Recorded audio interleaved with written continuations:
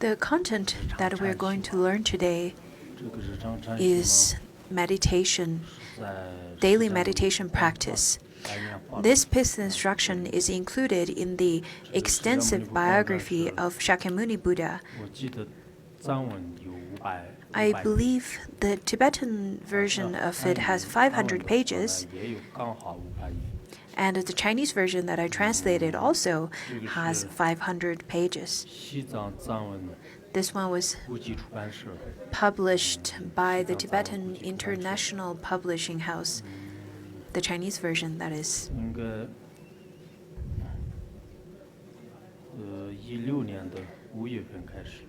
Back in the first copy, the first printed copy was in 2016 May. And what we're learning today is actually at the very back of it. Do you all have books? Maybe some of you have books. If you bring it, it's rather quite heavy. So we don't have PowerPoints?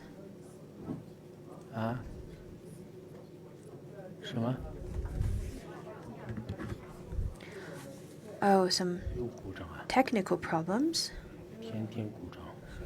Technical problems every day.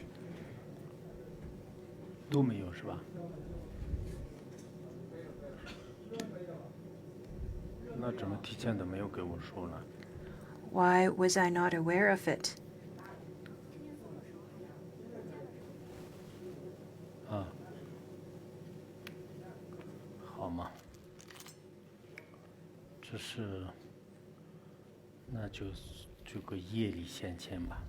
Well, fine. This is then the karma.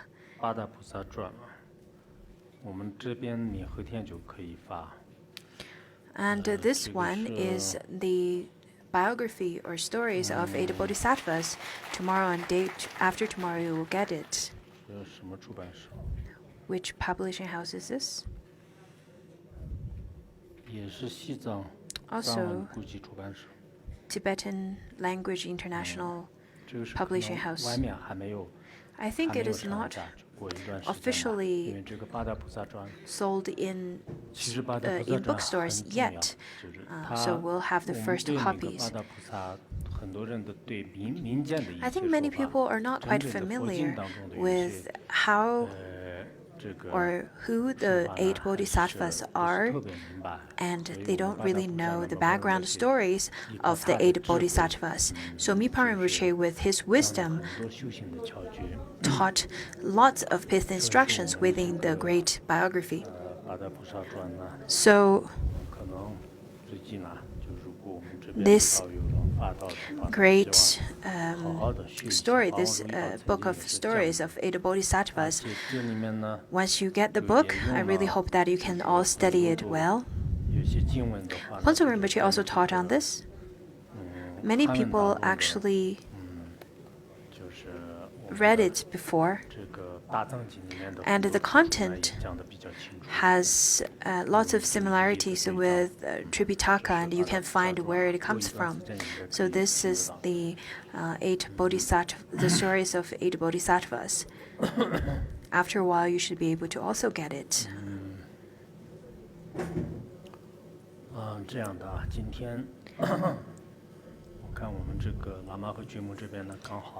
Today, the Tibetan lamas and nuns, they have this chanting right now that's happening. And I think they just stopped it. Now they're chanting the Padmasambhava mantra. Today is really auspicious because a little while ago we learned about Shakyamuni Buddha, and then after that we talked about to give the teaching of how to practice up on seeing the image of the Buddha. And today is actually the first day of Sagadawa. I think a few weeks ago we also talked about Vesak, and the Tibetan calendar Vesak actually happens in this month. And I really hope that all of you would then practice virtuous deeds in this month. If you can be complete vegetarian, that would be great. If you can't, at least in Sagadawa in this month, I really hope that you can be a vegetarian. Also, if you could offer lamps and chant mantras and do as much as virtuous deeds as possible. So this month is quite virtuous and auspicious month, according to the Tibetan calendar. And from this class onwards, we will take 4 classes to talk about the Buddhist instructions on the meditation. And then on Sunday, we will talk about how to repent, relying upon Vajrasattva. Today, the content is based on omniscient Mipham Rinpoche's teaching on how to visualize the Buddha Shakyamuni and then practice meditation. This is quite profound. I think without PowerPoint, it's rather difficult, but try your best to then visualize. Is this not printed? So maybe you can send it to your cell phones. Send it to your cell phones. Is it in? Did you make that announcement in advance? No? Well, I really don't like how unprepared you are.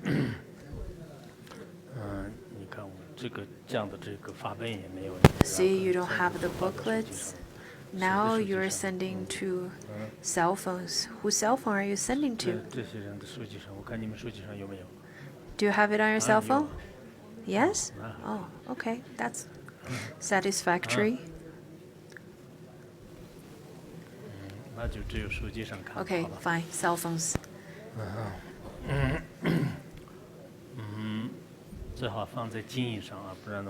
But put it on silent. I don't like it to make noises.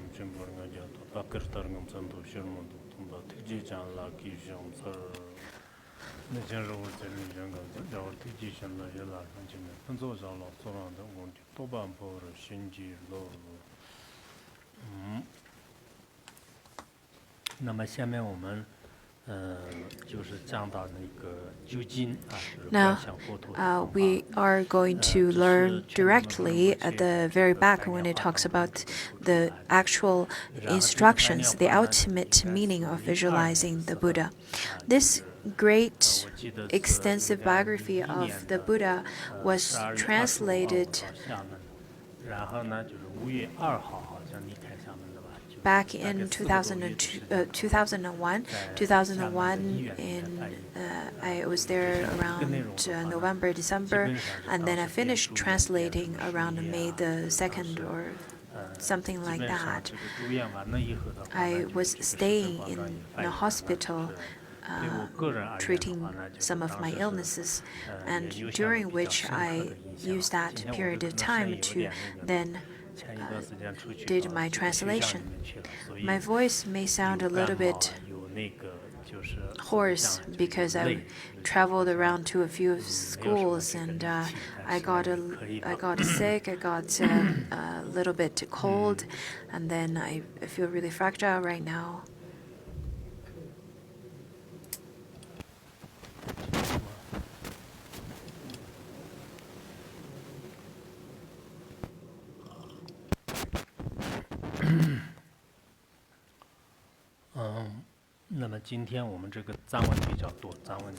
Today, the oral transmission of Tibetan is a bit too much. Maybe reading it is good, but it's a lot. We'll see.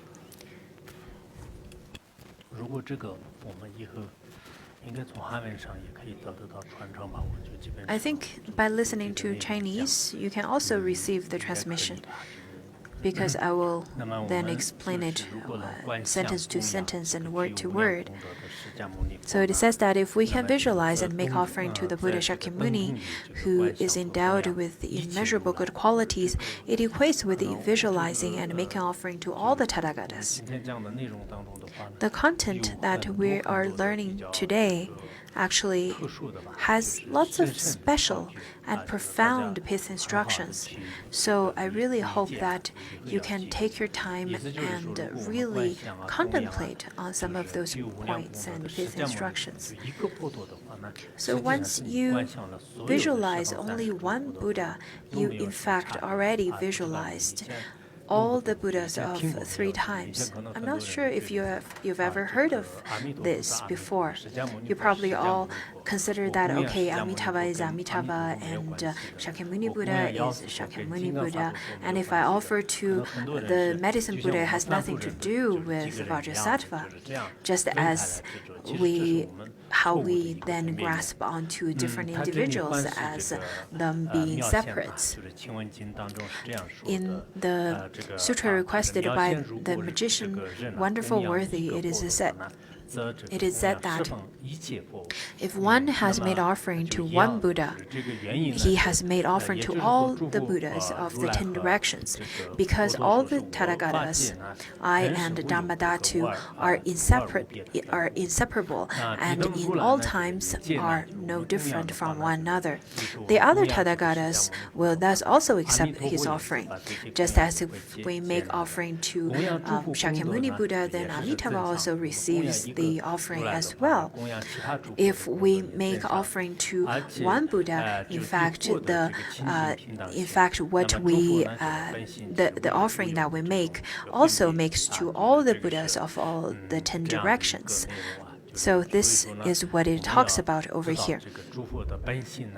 We should know the nature of all the Buddhas.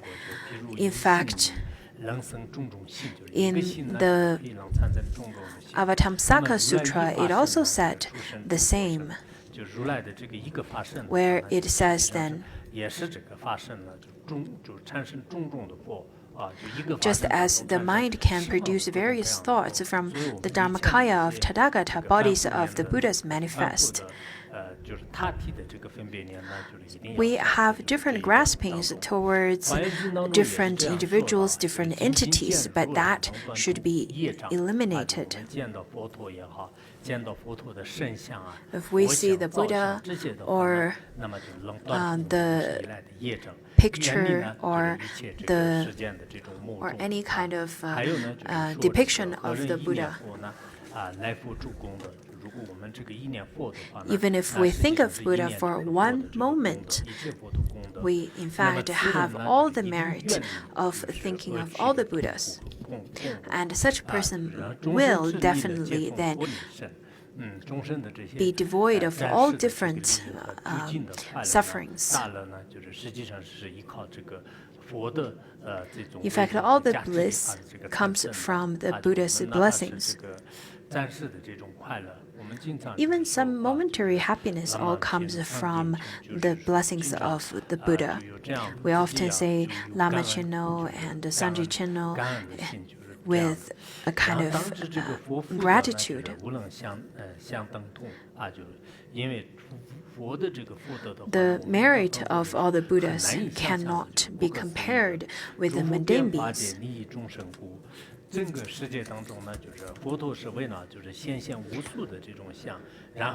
It also mentioned that the Buddha pervades the Dharmadhatu, wishing to benefit sentient beings. They manifest numerous emanations in order to pray to the Dharma to them. And they are as pervasive as the space and like reflections on the water.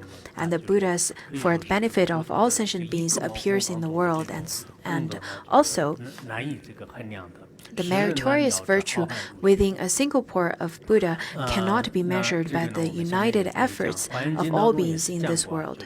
In Avatamsaka Sutra, it also says that if you see and offering to the Tathagatas, all the merits that you can receive is immeasurable.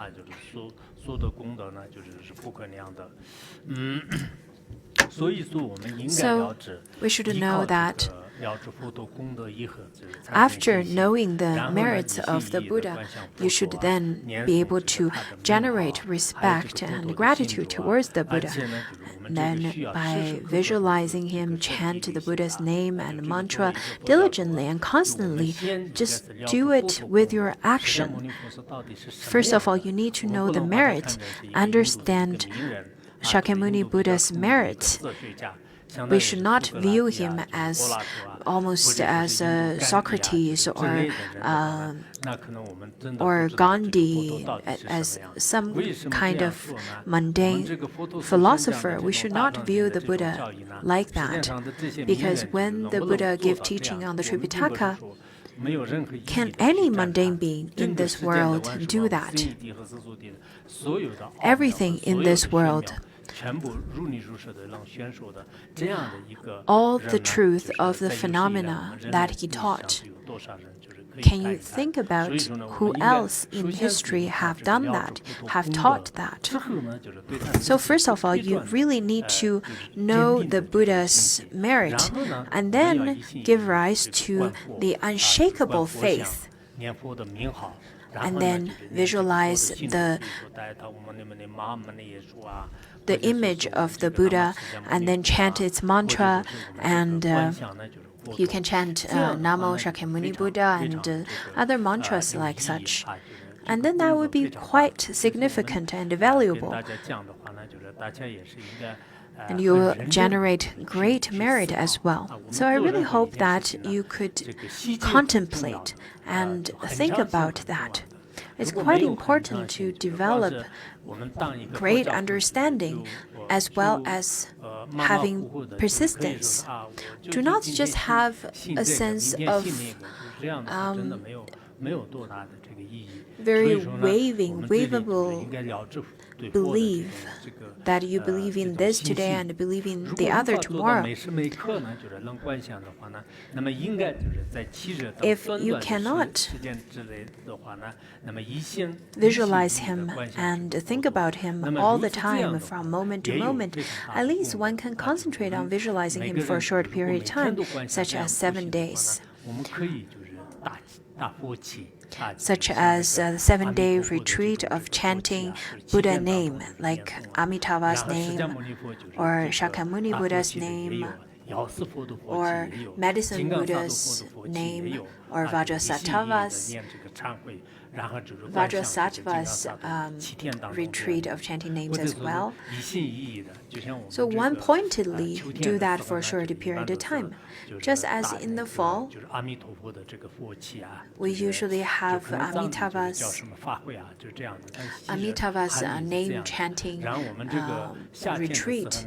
In Tibet, we say it's a Dharma assembly, but I think in mainland area they would say it's a retreat.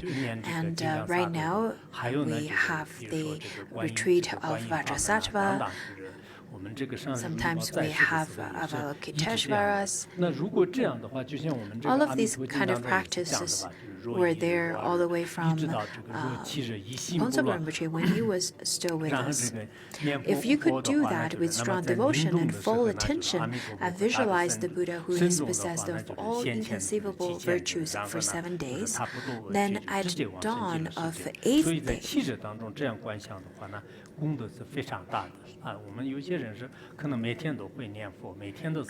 he can then dress properly and make offering and chant the sadhana. You will see the Buddha that night. And if it's not chanted properly, then at least he will be able to see the Buddha when death approaching. As I called up on all of you to enter in retreats and practice in retreats, There are meditation practices of looking at the image of the Buddha. There, you can place a Buddha statue in front of you and then meditate upon it. There are practices of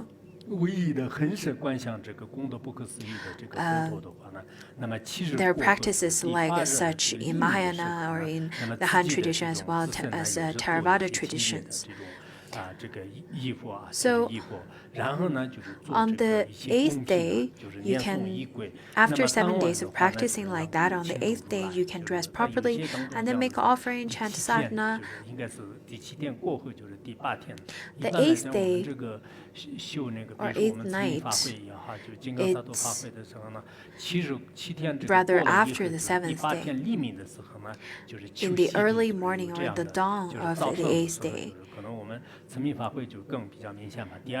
I think it is more obvious when it is in the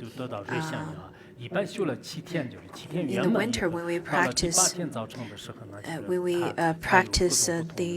Wangzu and magnetizing Dharma assembly. We would get up in the morning of the last day of the Dharma assembly and then ask for granting us the cities. Otherwise, if you don't practice it with full attention, with one-pointed attention, then it might be very difficult for you to see the Buddha on that very day of the 8th day or the dawn of the 8th day. So it says that if the sadhana is not chanted completely or dedicatedly, diligently,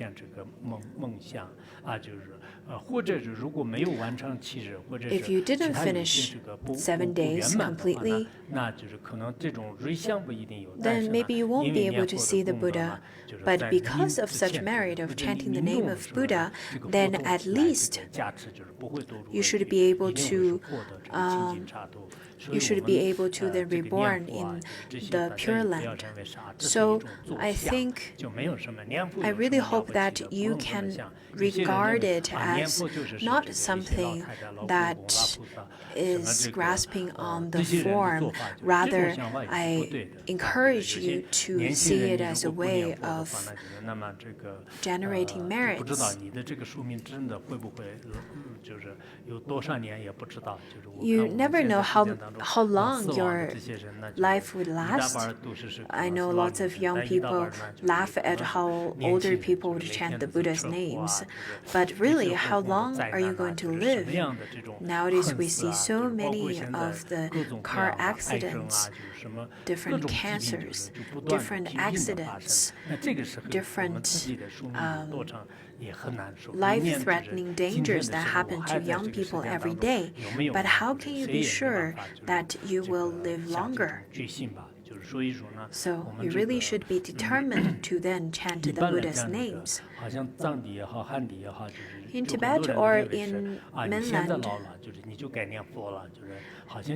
lots of people would consider, well, now you're getting old, you should just chant the Buddha's names. I don't think it's a good tradition, because this is taking the young life as granted that they will live till they're old. That's not true. In fact, it is much better if you can chant the Buddha's name when you are young, because you're still healthy, you're not affected by the age, by your health problems, the health problems, the ones that people tend to get when they get older, and you're still quite energetic. So try to practice it while you're still energetic, while you're still young, while you still have time and the health to chant it. So spend 7 days straight to chant the mantra, to visualize, make the visualization. That's the best. And then the next one says that in the samadhi of direct encounter with the Buddhas of the present, In fact, this is also a chapter that is included in the Great Heap Jewel Sutra. This is a chapter of This is a chapter of it. I think this particular one is translated back in 1970s. I think back in 2013, when I went to Stanford University, the professor who translated this, in fact, translated this particular sutra into English. I heard that he translated back in the 70s, and after several editions, he published it in 1990s. In mainland China, this is a very important text. This is studied, chanted, and taught how people should participate in diligent practice in mainland China, and it is also placed with great importance in the West as well. The Chinese version is a little different. The title of the Chinese version is a bit different than the Tibetan version. The main part of it, we'll talk about it a little bit later over here. It says that Bodhisattva, whether they be householders or renunciants, go alone to a secluded spot and sit down, and in accordance with what they have learned, they concentrate their thoughts on the Tathagata. If you don't have the picture of a Tathagata or a picture of a Buddha, then you can listen to how other people describe it. Upon listening to it, you can then visualize it on top of your crown or in front of you, whichever way you feel comfortable with. And if you could have concentrated for 7 days and nights with undistracted minds on the Tathagata for 7 days and nights, then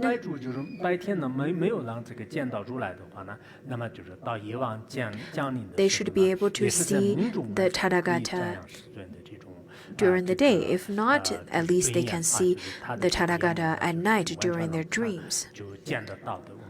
They'll definitely be able to see the image of the Tathagata. You'll be able to see the beautiful image and appearance of the Tathagata.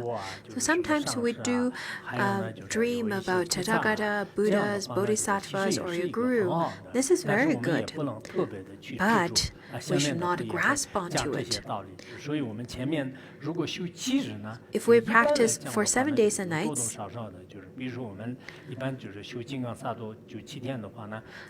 for example, if you practice Vajrasattva for 7 days, then when you're in your dreams, you'll be able to dream that you wear some very clean clothing, and you can probably drink some really pure amrita, and at that time all of those dirt will be expelled from your body. This is, in fact, all parts of the science where you've already seen the Tathagata. And then later on, he talks about Sukhavati. It also mentioned that upon hearing about the presence of Buddha Amitabha in the Pure Land, one should repeatedly contemplate and visualize Amitabha in the above-mentioned way. In a similar way that at the mention of in fact, the Pure Land is so far away, but the power of visualizing and thinking about the Buddha Amitabha is very different, is very strong.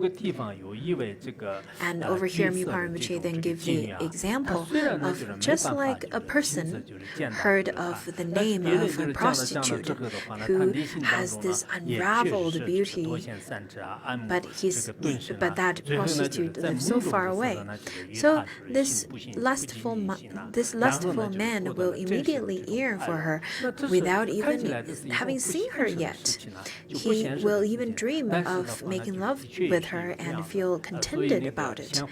How could that be possible? Just by without seeing her, but only thinking of her, he can be contented.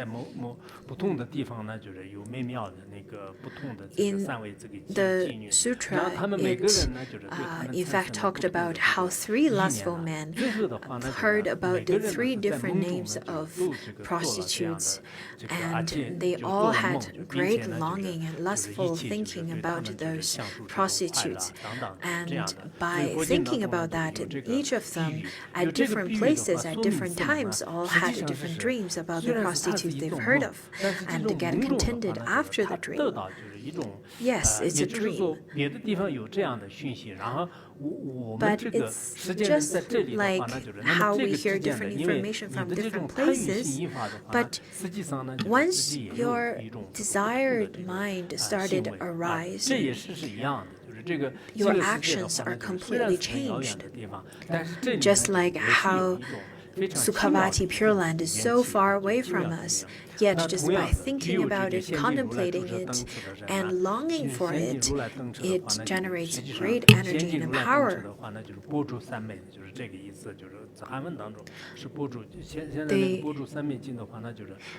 The Chinese version of this particular sutra, where it describes all this, is named as the Prajnaparamitas boat of Samadhi, and the translation over here is called the Samadhi of direct encounter with the Buddhas of the present. So when you hear the name of the Buddha and you visualize the merit and the samadhi and the meditation of all the Buddhas, then you'll be able to gain all such merits.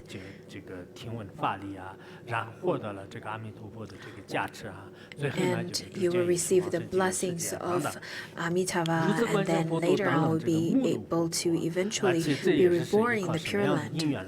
So what kind of cause and conditions is that? This is because of the samadhi and blessings of the Tathagata. Just as how our video stream could send to the United States, and they can see me through different platforms. And this is quite incredible as well. There are 1,000 rivers and 1,000 mountains in between us, yet you see me without problem. That is also just as incredible. Our faith to Amitabha could then be a little bit different or switch from time to time. It's just like how when we look at ourselves and our face appearing in a mirror. Although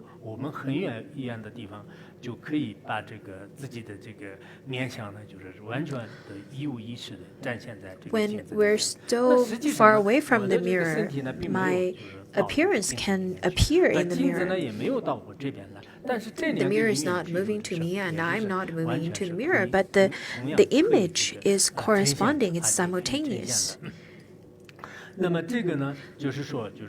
does it mean? What it describes over here is that if we practice diligently, we will be able to, if we practice diligently according to the methods, then we can see the Tathagata. Just like if my teacher or your teacher passed away years ago, but by practicing and thinking about him, you'll be able to dream about him at night. You'll be able to still look at his appearance in your dream. This is very possible. What's the reason behind that then? So continuously, it has the explanation about the reason. Let's now listen to this analysis. In fact, the Tathagata has not come here from anywhere. It's not that Tathagata actually came all the way to me right in front of my face after crossing thousands of rivers and thousands of mountains. It's not like that.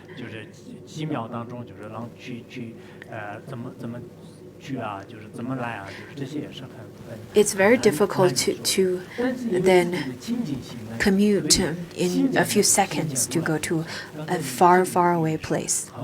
I really like the mirror metaphor previously stated.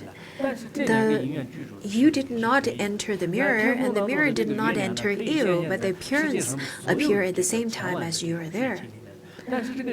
Just as how the moon in the sky also could have its reflection in the river, in the water pond. The moon did not fall into the water, and the water did not get into the moon, but it reflects the moon at the same time. In the clear water, all the images appears. Let it be clouds, let it be human beings, they could all have its reflections, but it doesn't have coming or going at all. So, for the same reason, let it be Vajrasattva or Amitabha, they can do exactly the same. For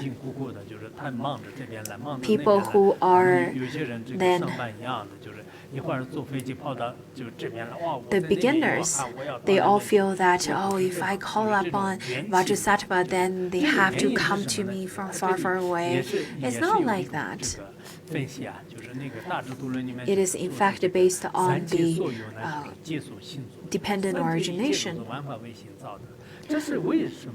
The three realms are all based on your mind. It is because of the strength of the mind you can see the existence. According to the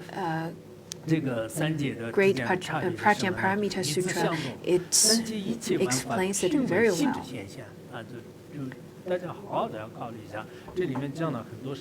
I really hope that you could contemplate upon it very, very carefully, because it has such deep and profound teachings of the Dharma. Everything is neither within or without or outside of the mind. As it says that Tathagata is also the appearance of Tathagata. People would say that, I've seen the Buddha, I'm so happy. But don't grasp onto it, because they're just the manifestation of the mind. You cannot get it outside or inside. The mind actually just arises out of cause and conditions. It doesn't have any intrinsic existence, just like a dream. The nature is devoid of any substance. It has no substantial existence and is considered to be unborn, and that which is unborn is not apprehensible as an object. In our relative world, it is dreamlike, and the nature is empty. In the great Madhyamika, it talks like that. In the Tantra, it also talks about that. We do see, yes, we see the images of the Buddha, and the nature of it is empty. But does the Buddha has the power of blessings? Yes, they do. I really don't want to see that how practitioners, after chanting so many Buddha names, they started grasping even more. I don't like seeing that. Okay, let's continue.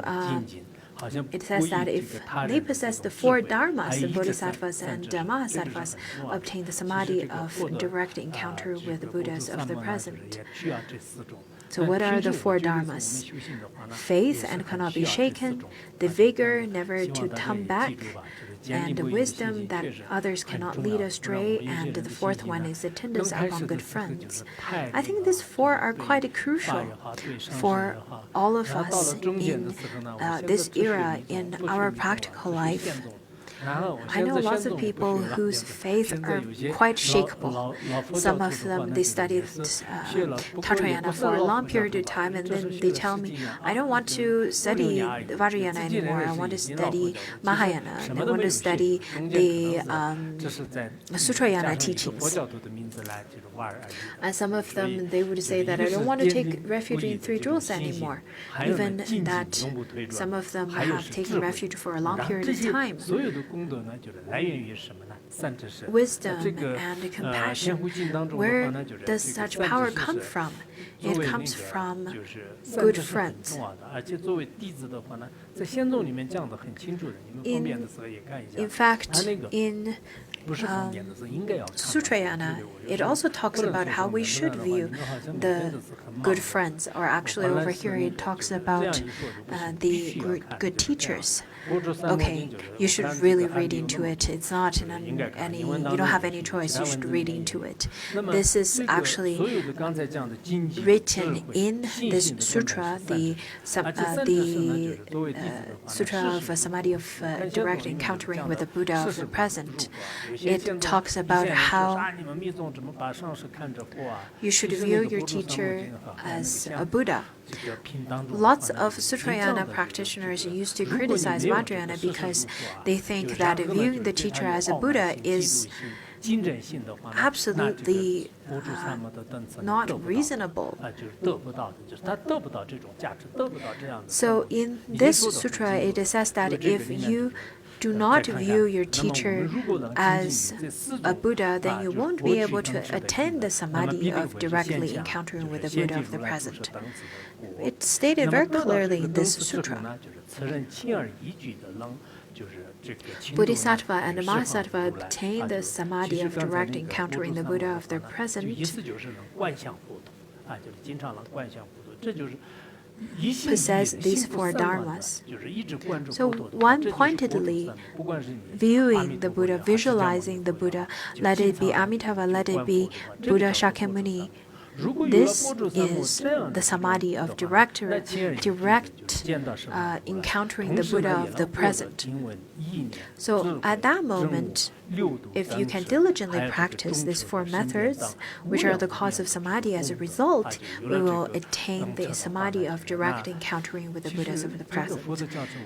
I think the blessings coming from the blessings are quite important, because we can see that people who chant the name of the Buddha and chant mantras very often, in fact, you can see the difference in them. Some people who don't chant the Buddha's names, they do not, maybe temporarily they have good eloquence and so on, but really that kind of power is very different. After achieving the samadhi, one can easily behold the Buddhas of the 10 directions and are able to obtain such immeasurable merits as learning, wisdom, realization, 6 paramita, samadhi, dharani, and supernatural powers, and so on. Moreover, one will never regress from the supreme path to enlightenment and will become one of those who are not born in any of the benighted states and who remember their rebirth.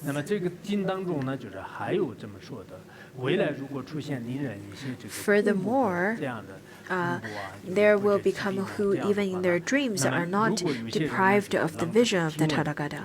They will become fair, beautiful, and handsome, endowed with the high excellence of splendor and beauty. On top of that, they will receive high rebirth and noble lineage and have personal following that are numerous and inseparable. And it also said that in a terrifying situation, when terrifying situation occurs, anyone who are learning the methods can practice the samadhi, which equates of making offering to them as all Buddhas in the past and future. A bodhisattva also asked,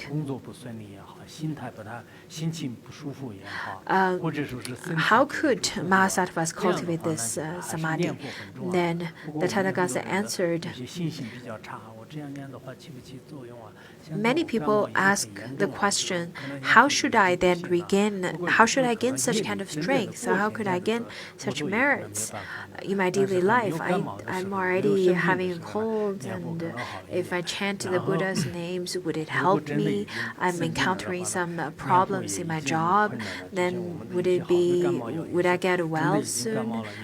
Would I get a better job soon? But I think in terms of these, it's better to chant Buddha's name when you're not sick, or when you still have the opportunity to chant the name, because there are the medicines which are rather efficient and some are not.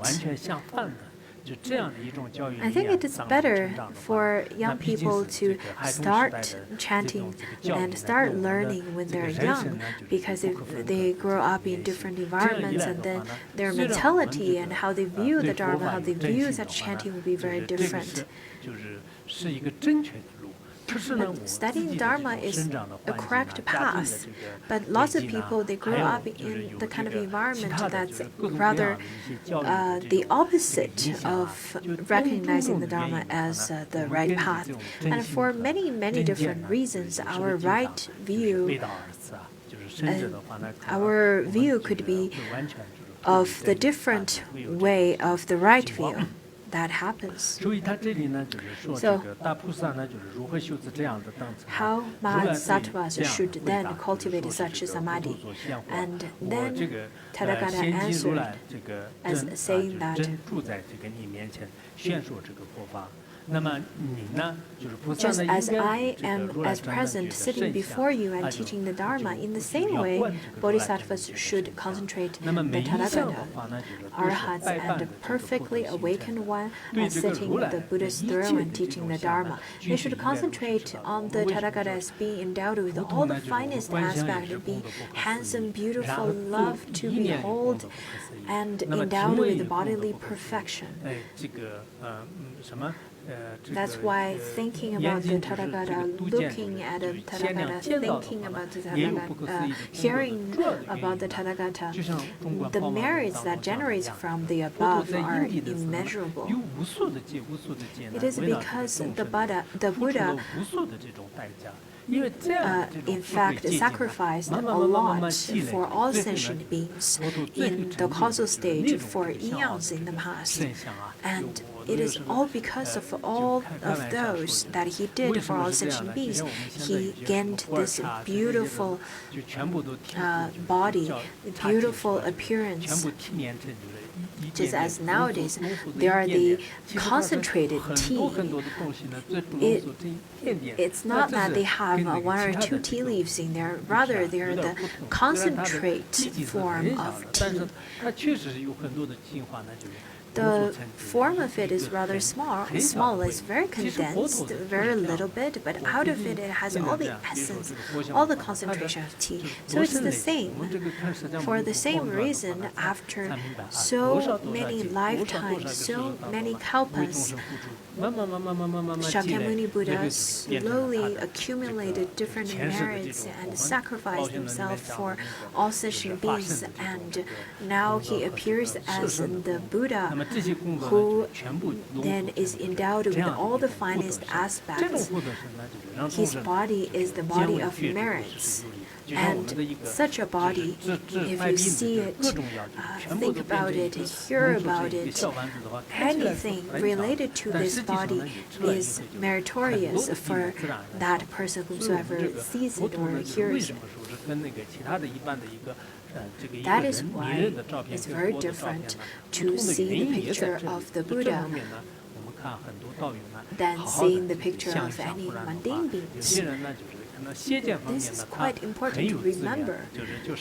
I know lots of people, they have great wrong views, lots of wrong views. They have great resources for wrong views, but they don't have great resources for the right view. It is probably because of different educational background, their habitual patterns, and the way they grow up, and so on.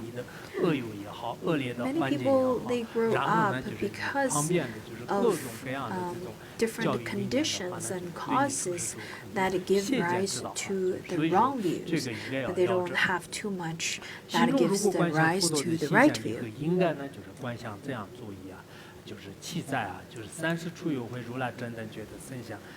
After training themselves to think about it like this way, and then you think, oh, how marvelous is the beauty of those Tathagatas, arhats, and perfectly awakened ones. I too, at a future time, shall be endowed with such bodily perfection and shall perfect such marks. So they can make such aspiration. And this is also recorded in lots of the stories of the 8 bodhisattvas. You can read into it. There are many instructions in the sutra about how to contemplate and visualize the Buddha. After focusing your mind in such a way, you can then develop a conviction in the non-existence of so-called I and bodhisattva. And the merits of contemplating the illusory nature of all phenomena are also elaborated in the sutra. We should not see all the bodhisattvas as something solid. You have to then contemplate on the illusory nature of all phenomena. In the Perfection of Wisdom in 700 lines, or the Great Prajnaparamita Sutra, it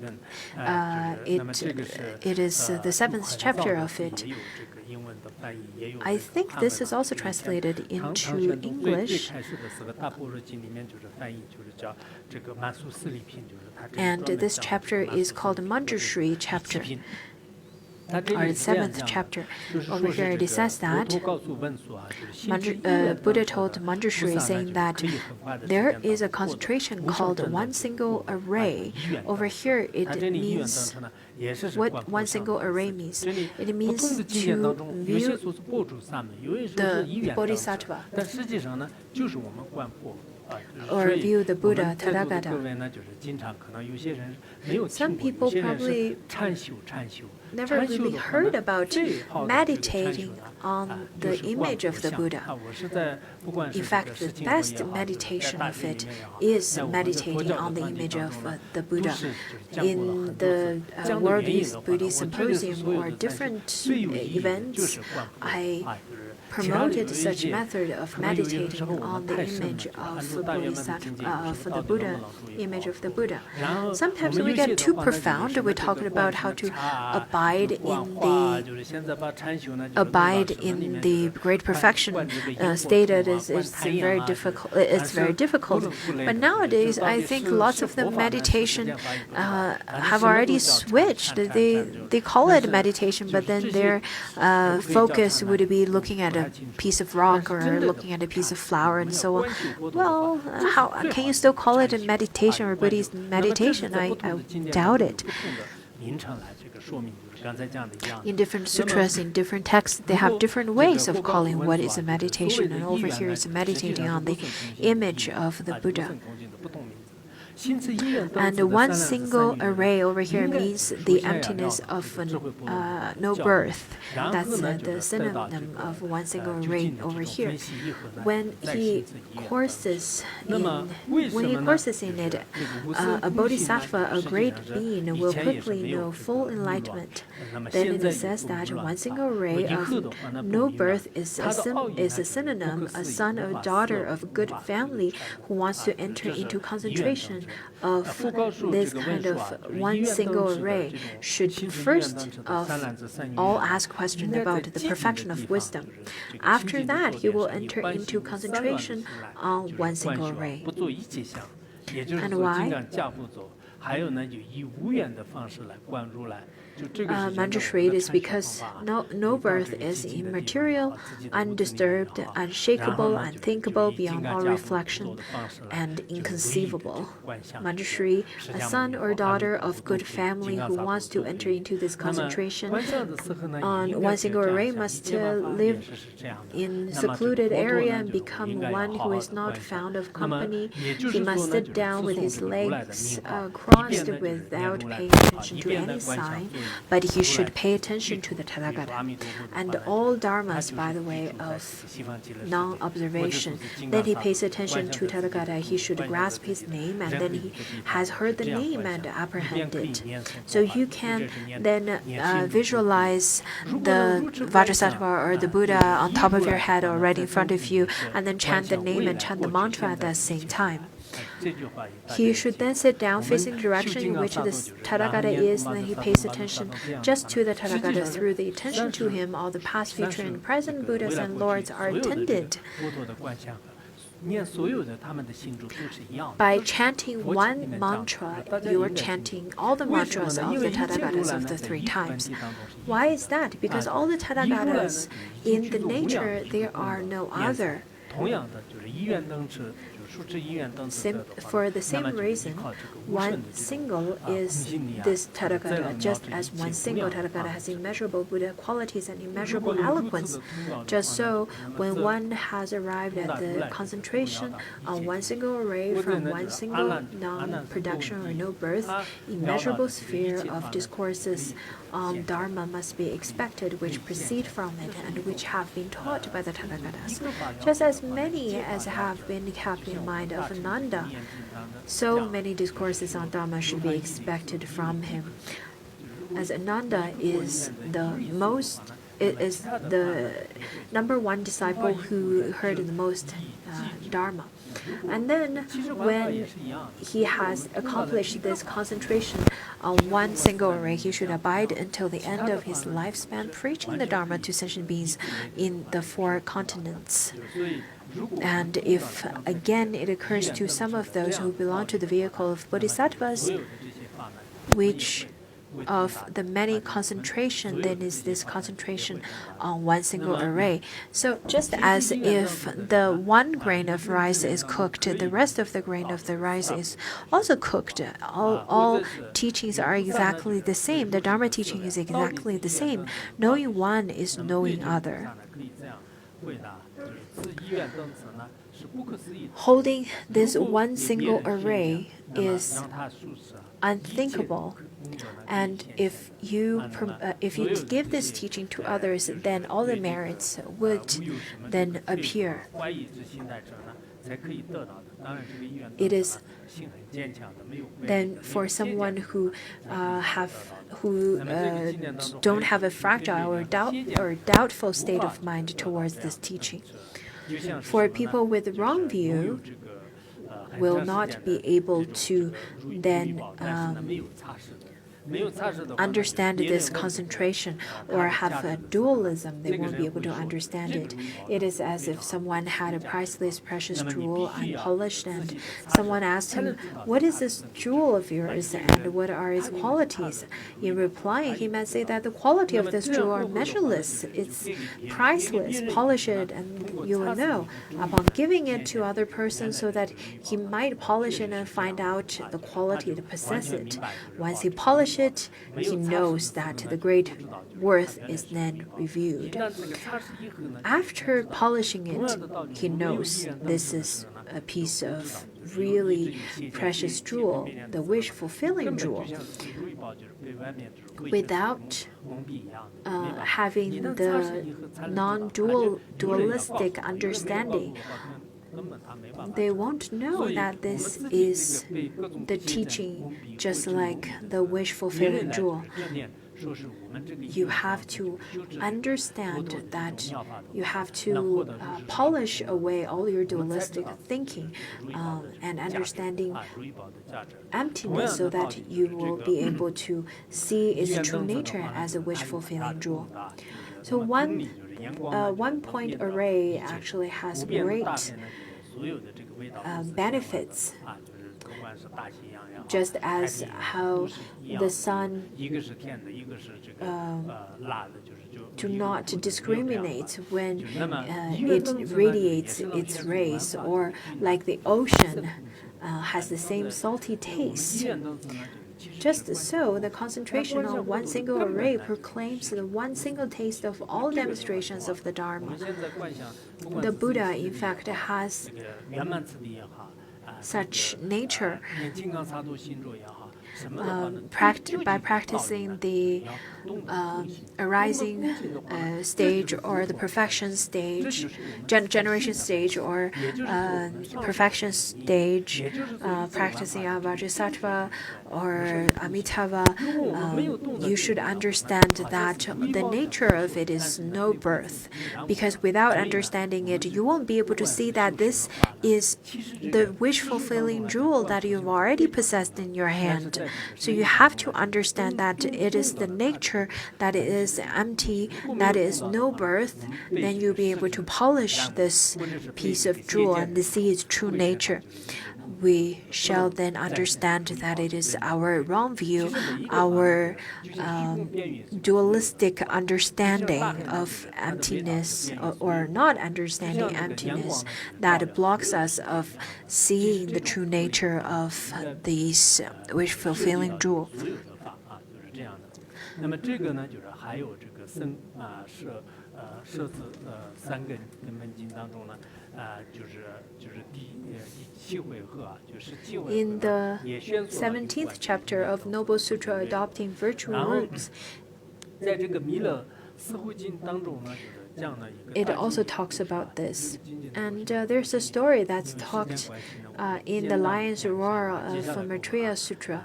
I'm going to tell you very briefly due to the time strain, but I really wish all of you could read carefully throughout the whole story.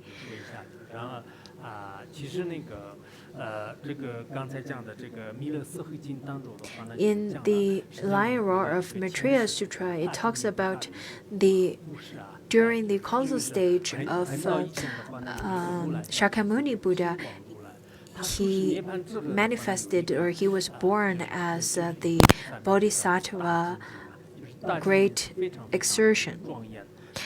His name means Great Exertion.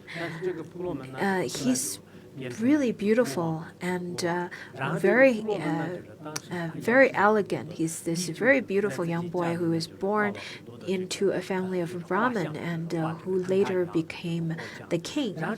At that time, it was really popular for all the bhikshus to paint the pictures of the Buddha.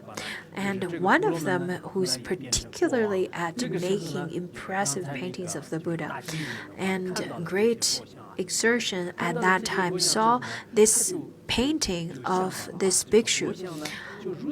At that time, he thought to himself, the depiction of the Buddha is so wonderful. I think the Buddha and the Tathagata's body must be even better. So at that time, he generated this longing to see the Buddha, and he generated a great sense of renunciation and a great faith towards the Buddha.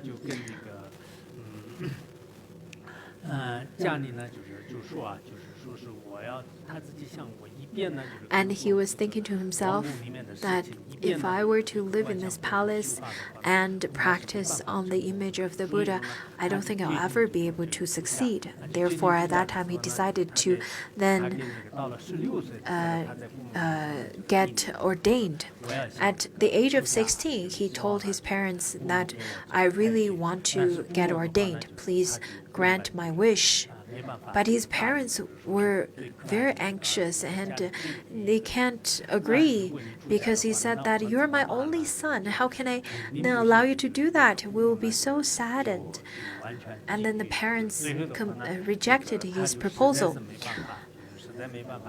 Out of desperation, he stopped eating. He refrained from eating.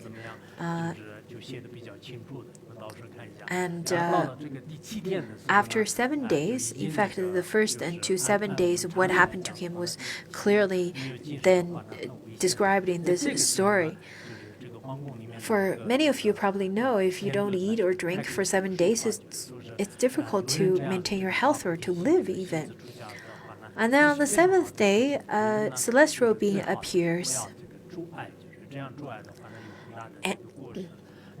and made this announcement with his penetration, his great penetrating power, and saying that it is quite wondrous that a person who made such firm proclamation to step onto the path of enlightenment, and it has great merit. You shouldn't stop them. You shouldn't stop him. And then at that moment, the parents of great exertion, as well as the relatives, repented.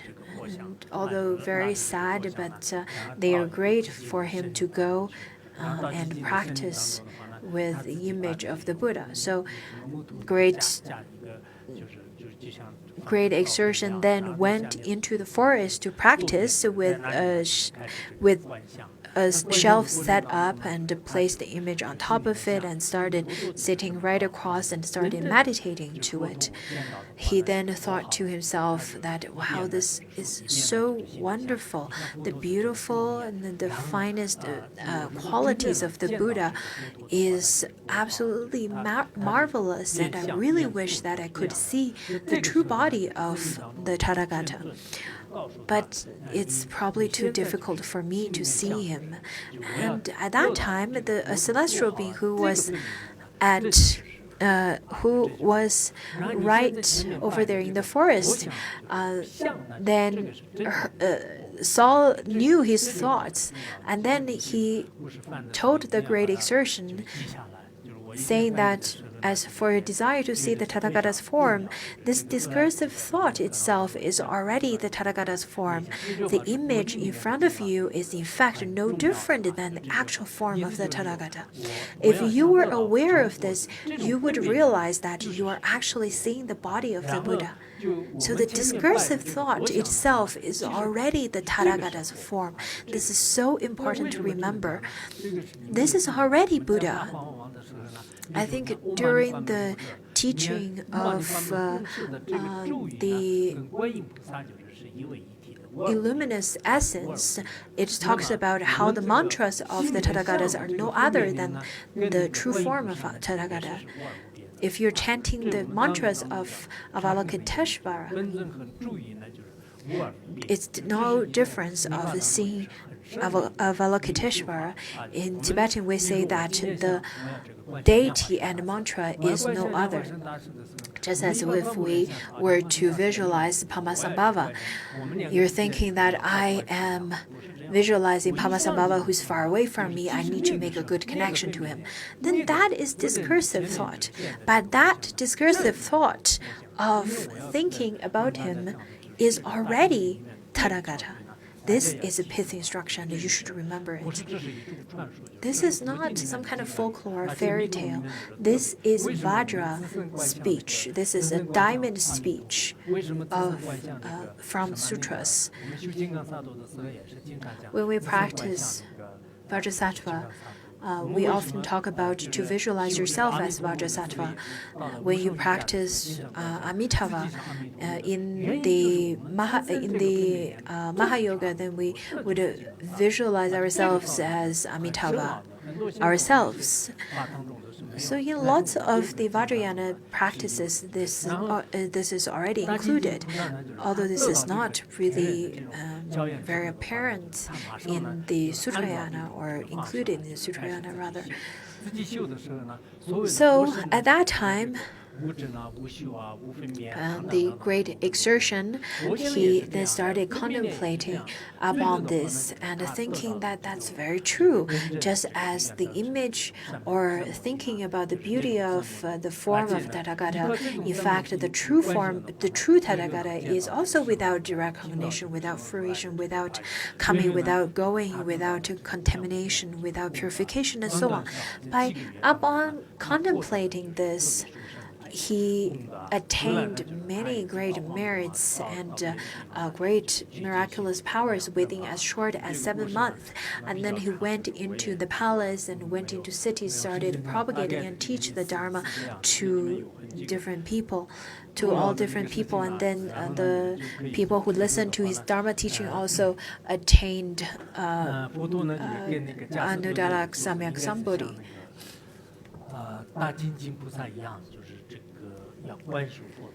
So, just as the great exertion bodhisattva, you should also visualize the Buddha image. There are a few quotes from different sutras. I really hope that you contemplate a bit.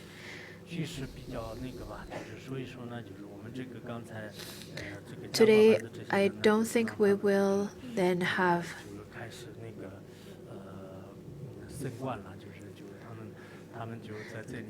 we'll have the after-class presentation. And then I sent them to meditate upon visualizing the Buddha statue instead. Lots of the Dharma teachers, lots of the presentation or after-class discussion group. I really hope that you could then discuss and talk about how to visualize and teach others how to visualize the Buddha and why. I think this kind of teaching is quite important.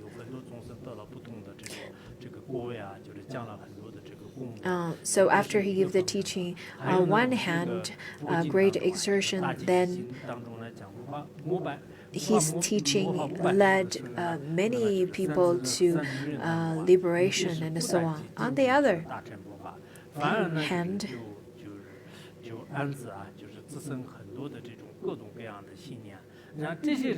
there are people who do not have such capacity of visualizing the Buddha. Then, at least when they can make offering to the Buddha, would also accumulate great merits. But it is unreasonable to do only this and abandon all the other virtuous activities, as this would give rise to pride and arrogance. For lots of people, you should not only concentrate on making offering, but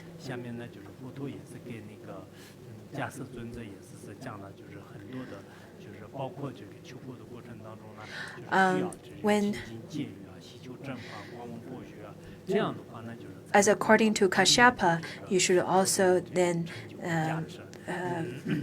practice and then listen to the teaching so that you will receive blessings from the Buddhas. So today we finished the first part of this booklet, of this part of teaching. In the Sutra of Great Heap, it talks about a lot of merits. Later on, it talks. Later on, next class, in fact, we're going to learn the actual practice of visualizing the Buddha. So today's class, the first one of today's point is to often visualize the Buddha. Second one is if it's difficult for you to remember the whole class, at least you should remember that the discursive thought of thinking of the Tathagata is Tathagata itself. When you look at Vajrasattva that's in front of you, that is already Vajrasattva. The grasping and the longing to be Vajrasattva is already Vajrasattva. So from this aspect, I think it's quite important to then really remember. For as Mahayana practitioners, I think you really don't read enough. We call ourselves as Mahayana Buddhists, but we are not good disciples of Mahayana Buddhists. because we only know a teeny tiny bit of that great ocean of Mahayana teachings. 一心做佛，一心这个成佛的这个真正的理念是到底是什么样 One pointedly to 好好地去 attain Buddhahood is really worthy of our contemplation. Later, I'll make some after-class announcements for the people over here. And that's all for today.